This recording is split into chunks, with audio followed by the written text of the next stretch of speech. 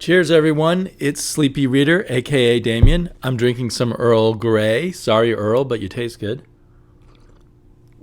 And this is me getting back into doing my weekly comic book countdown. I am going to do a super subjective, just based on my enjoyment while reading them, countdown of the 10 books I got on December 1st, which is now 2 Wednesdays ago. This is Thursday as I record. And I did pick up a huge chunk more of books from yesterday. I guess that was December 7th. Or was it 8th? I think it was 7th. No, it was 8th. Doesn't matter. But I will be reading those shortly and hopefully get more into the schedule. There are still a bunch of books from previous weeks. I think it's been 4 or 5 weeks since I've done this countdown. And it was because I just kept getting behind on my books. And then Thanksgiving and other things. I kept thinking I would be able to shoot videos, and things kept getting in my way from doing that. So anyway, everything's going to get back into step, and then Christmas will happen and we'll get out of sync again. And this reminds me, it's really the best way to enjoy your having a pull list and picking up books weekly is to read them each week and then be ready for the next week. It starts becoming a chore and you start avoiding it and having less fun at the same time when you let the books pile up too much. At least that's my philosophy. If they pile up too much, you start saying, well, why didn't I get them in trade or something? But there's a lot of fun if you're reading them in the moment and I got 10 bits of cool stories coming through. And I think maybe it's a attention span thing, but I kind of like getting, most of the time, I like getting the stories in little snippets. I have been referring to myself lately as a reading butterfly. I like to flitter from flower to flower, so this works really well. The big theme for me of this week that we're talking about was art. With perhaps one exception, I loved the art on all of these comics. And it was the art in every case, even the number one comic, the art that really made the comic click. And some of these I feel bad for ranking them lower because I like the art so much, but maybe there was something in the story that even the art couldn't make up for.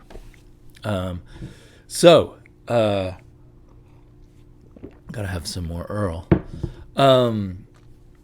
In at number 10, I'm sad to say, is this one-shot, a Mike Mignola production. He did the writing and the art, colors by Dave Stewart.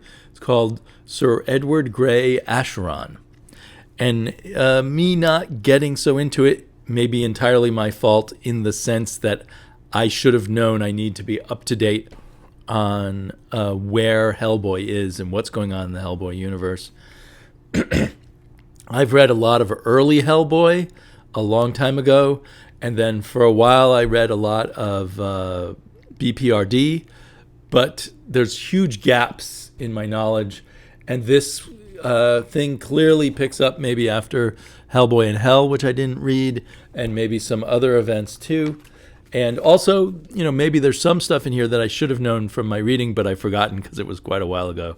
So basically, I was able to enjoy the wonderful, almost abstract art by Mike Mignola. And I really appreciate what he does and how he has carved out such a distinctive style for himself. I love his use of blacks.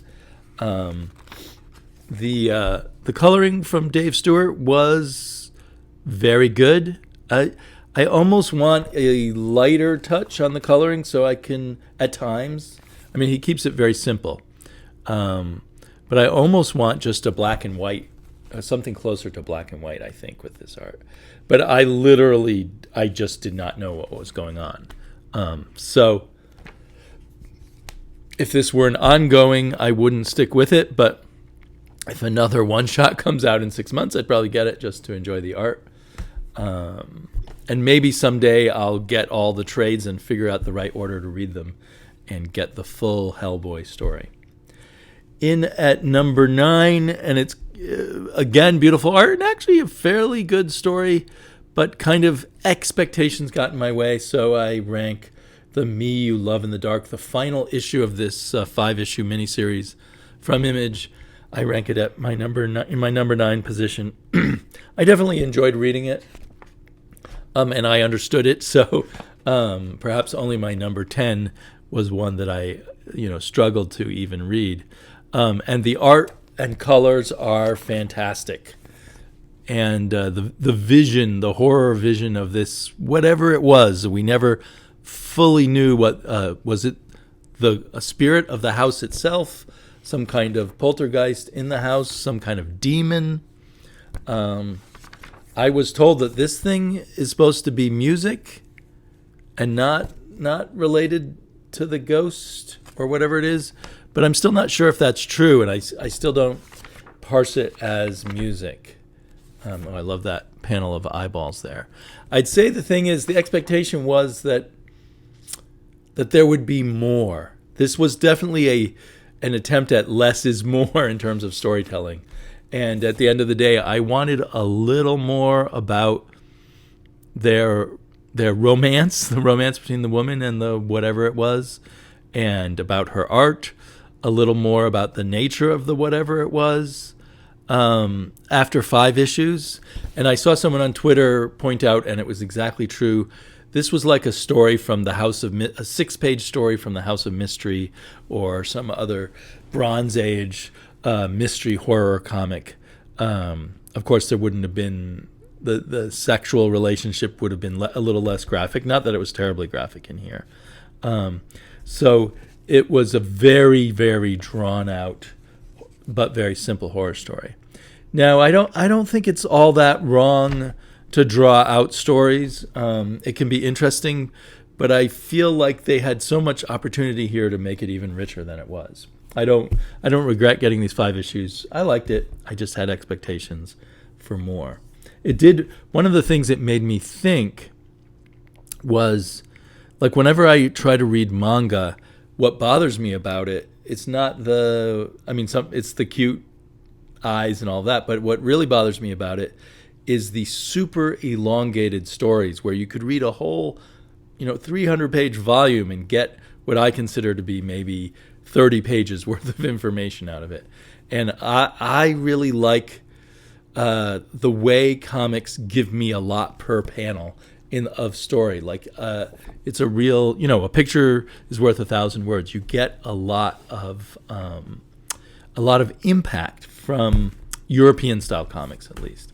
And I'm not putting down manga, but so I'm wondering if this is sort of like the influence of manga on storytelling, where you stretch out a minimal story over a much longer period of time. Although maybe a manga would have stretched this out even more.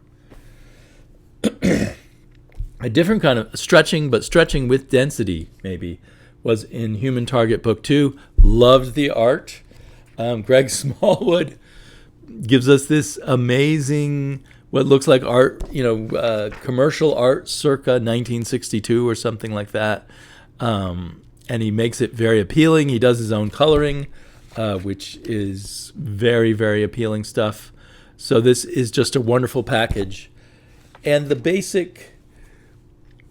there's some techniques of storytelling and stuff in here from Tom King, which are very pleasurable. But so like 5 or 6 pages into this issue, I thought, "Ooh, I'm really enjoying this. Maybe I'm wrong about Tom King." I've been down on Tom King's more recent work.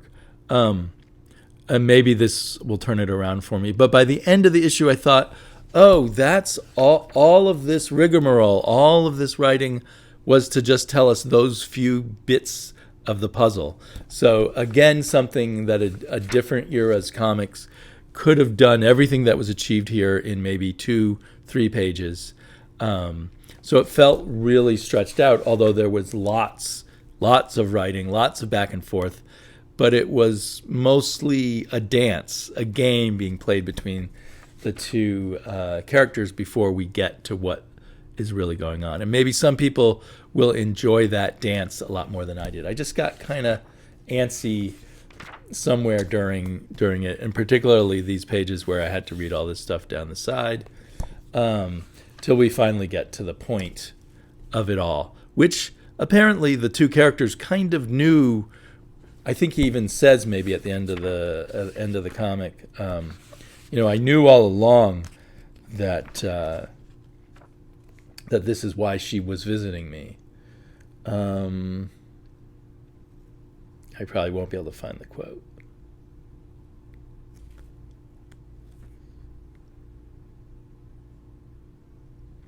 Anyway, it was cool. This is a $5 comic.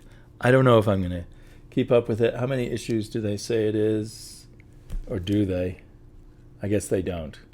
I don't know if it's 12 or 6 issues. I should look it up. If it's 6 issues, maybe I'll keep getting it.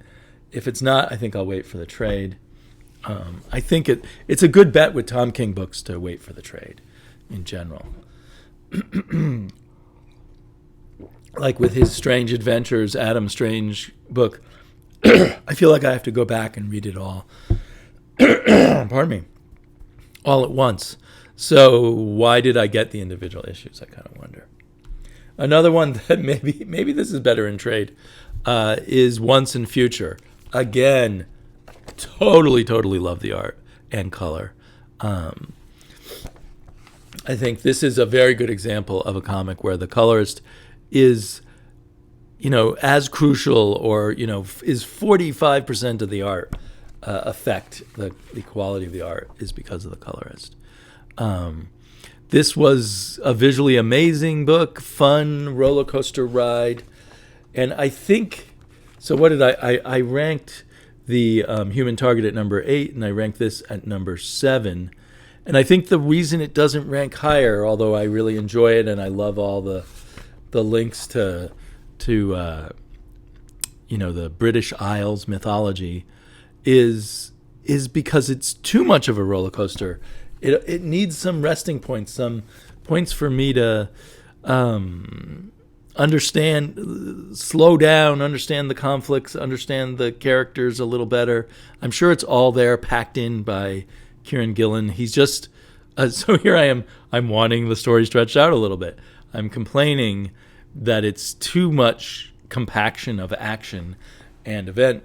But on the other hand, there's a certain kind of repetition of event in here that other people in their reviews have pointed out.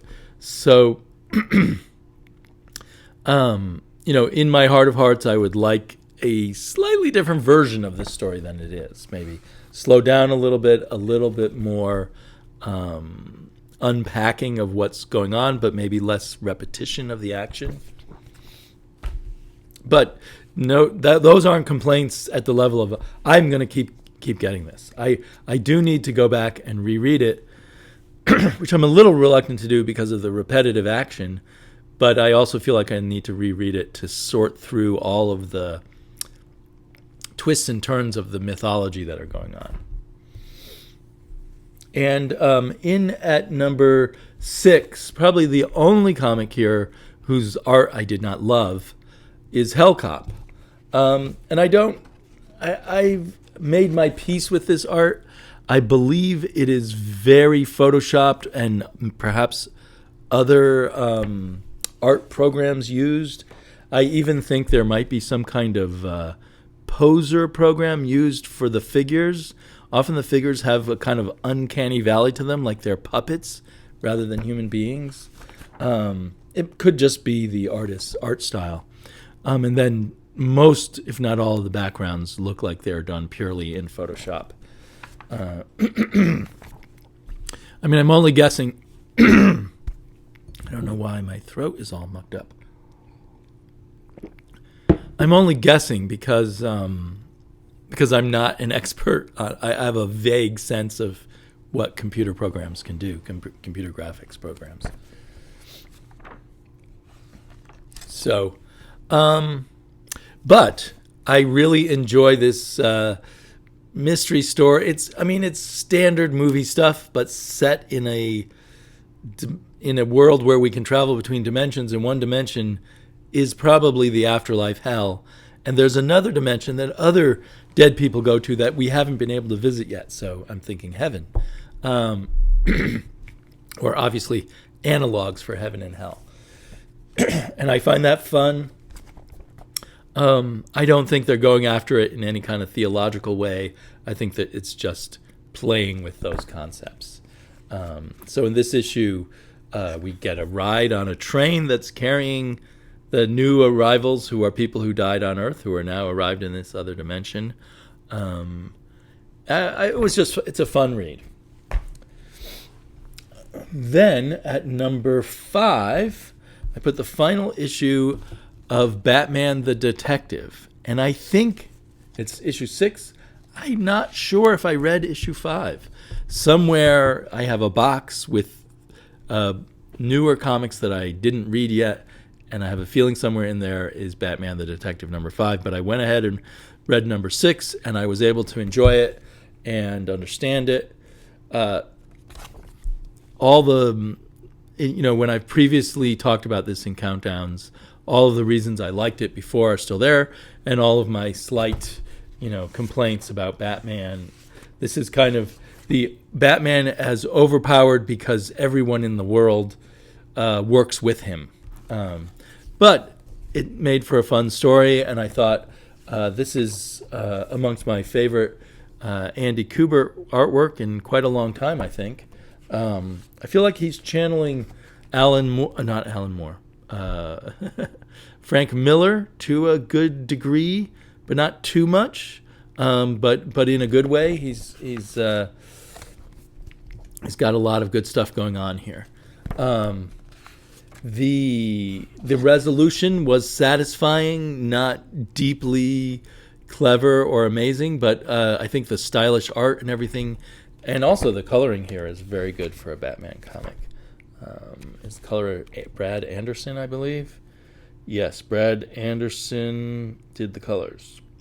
And Andy Kubert, Sandra Hope did the inks, so it's not Andy Kubert by himself.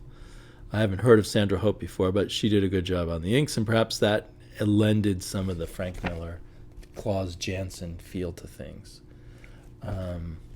So anyway, it was a satisfying Batman read. I'm still mostly staying away from Batman. Maybe if Tom Taylor does some more Batman, would be a good time to jump on it.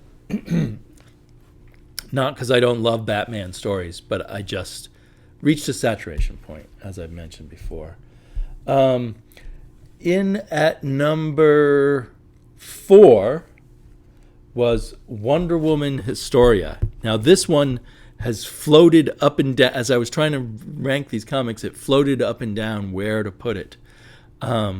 It's an amazing volume with this wild, incredible art by Phil Jimenez, with a bunch of different colorists, 3 different colorists, and the script is by Kelly Sue DeConnick.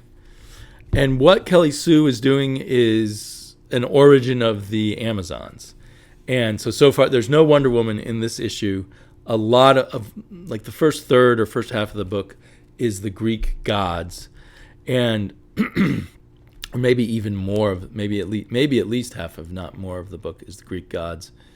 And the art team takes a very radical approach to portraying those gods, and it looks nothing like any other DC comic or any other comic I can think of. The art is crazily gaudy and over the top, and I kind of love it, and it burns my eyeballs at the same time. And I think in a lot of ways it's very bad coloring. It's so garish, and yet most of the time it really works. I think that may be all Photoshop on this page, but so I really enjoyed it. But I also felt like there wasn't that much there in terms of the story. I felt like it was all being held up by the art. And then I had, I flipped through it after reading it. I was like, this art burns my eyeballs.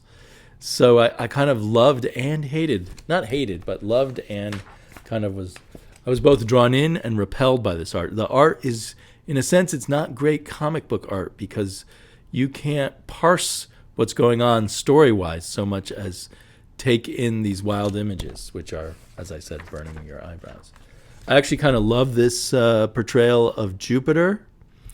And so Kelly Sue kind of just, I mean, Wonder Woman, in many of her iterations, is already a strong feminist story, right? And Kelly Sue's just coming down even harder on the evils of man, which is kind of, the original Amazons, kind of linking it closer perhaps to the original Amazons, who were warriors who wanted nothing to do with men.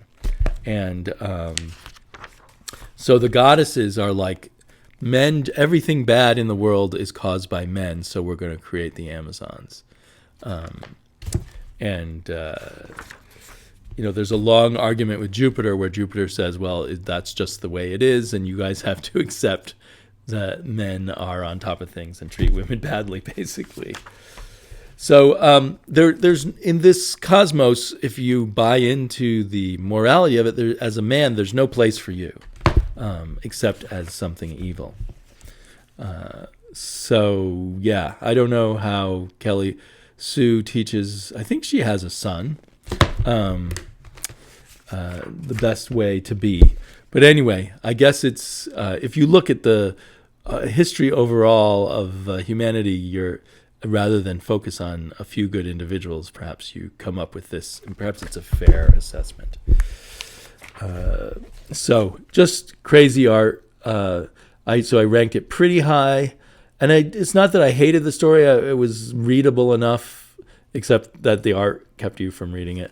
But I almost felt like the art was trying to dazzle you, so that you didn't really notice that there wasn't a whole lot there to the story, other than the goddesses are pissed off at men, so they create this group of warriors.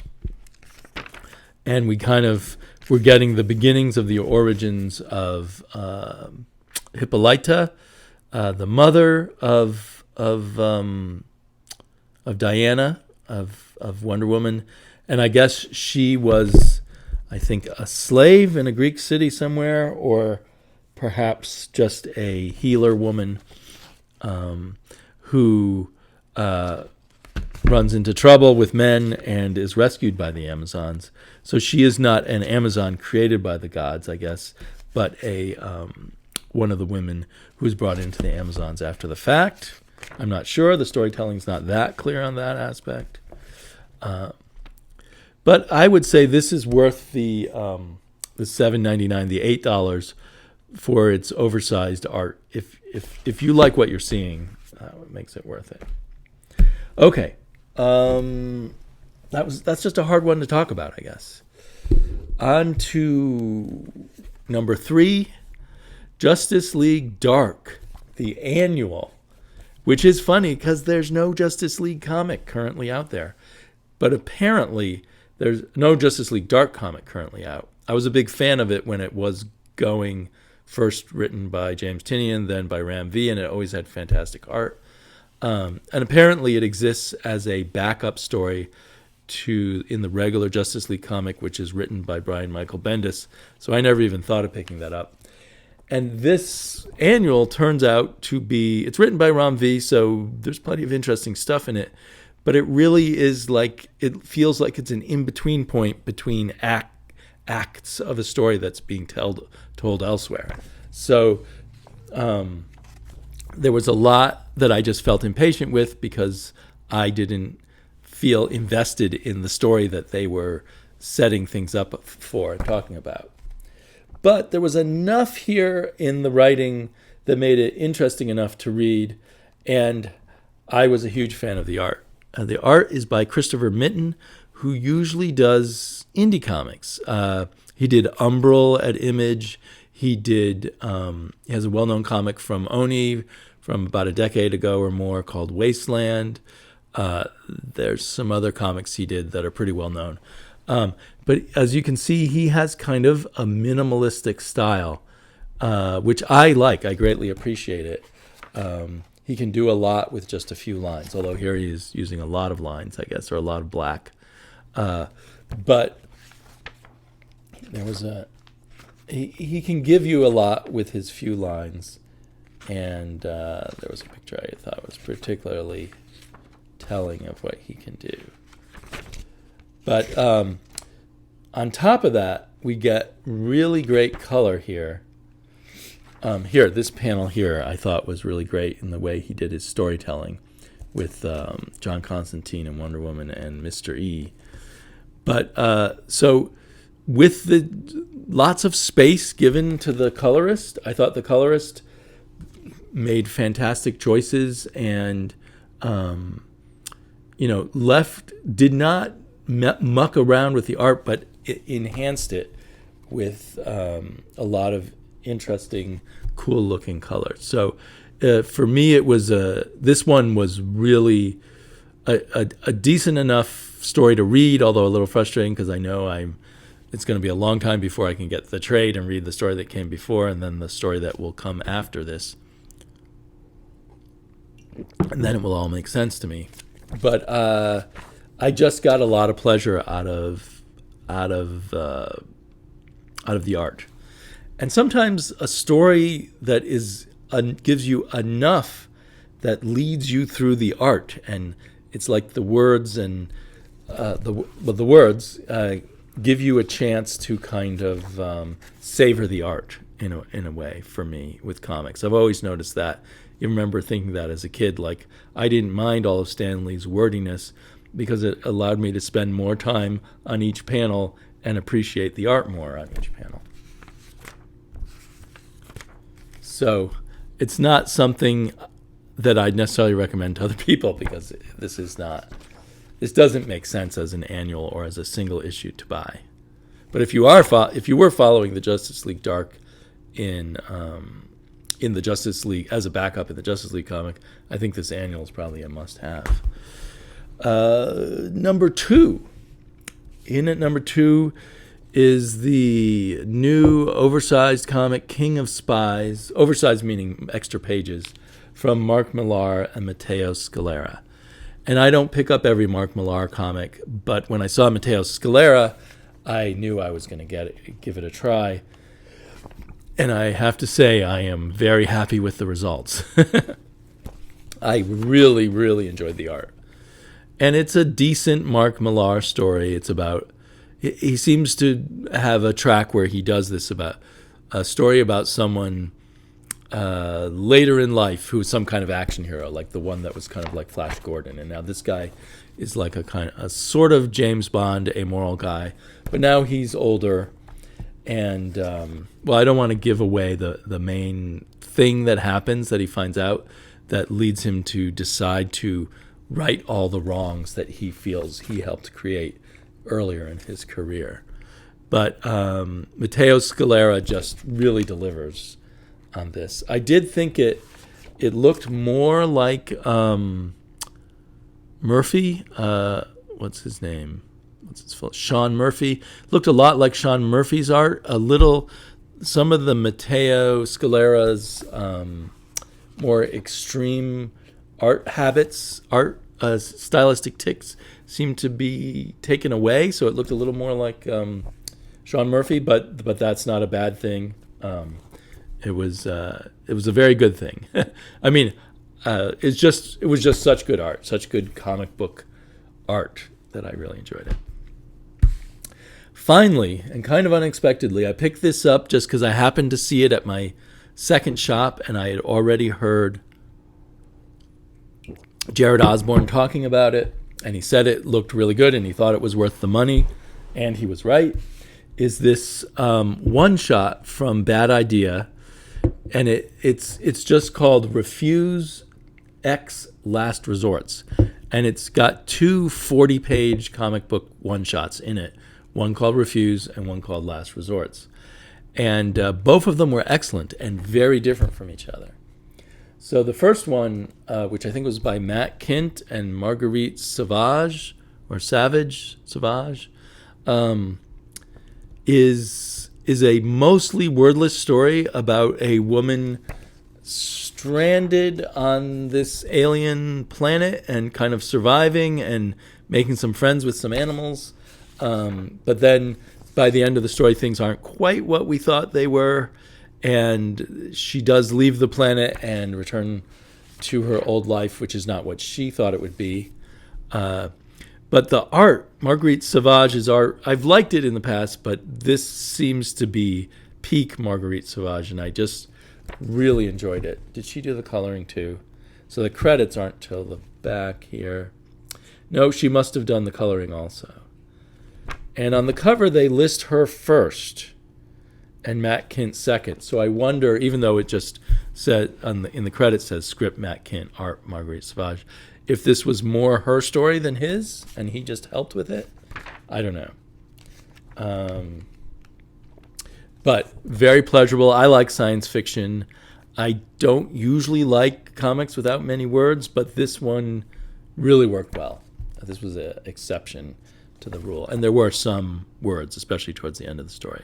Now, my one caveat is I wished there was a little more explanation at the end of the story. We're left having to figure out a lot ourselves about, like, for instance, I wondered if the character really did have memories of her past life or if she didn't. And that would have made a difference in terms of interpreting what really went on. Then the second story is by Mark Russell and Adam Polina. And the art style is radically different, so it was a big sort of change of pace. And it took me a while to get used to it, but I really appreciated how well this art style went with the craziness of this Mark Russell science fiction story.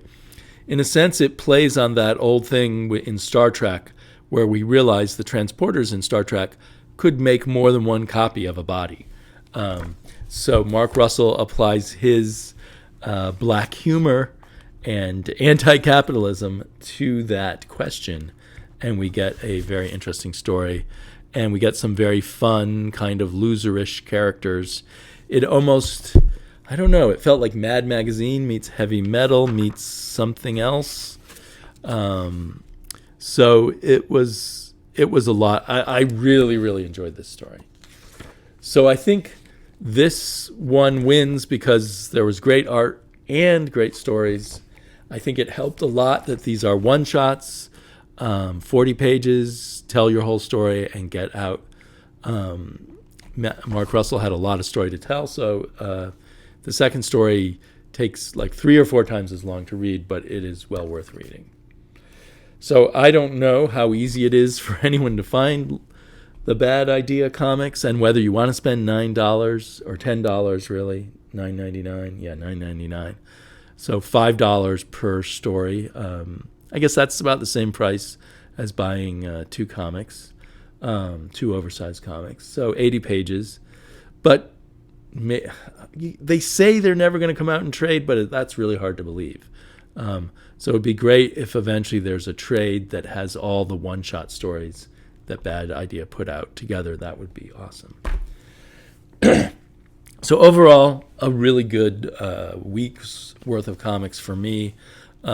As I've said, especially on the art side. Very much especially on the art side.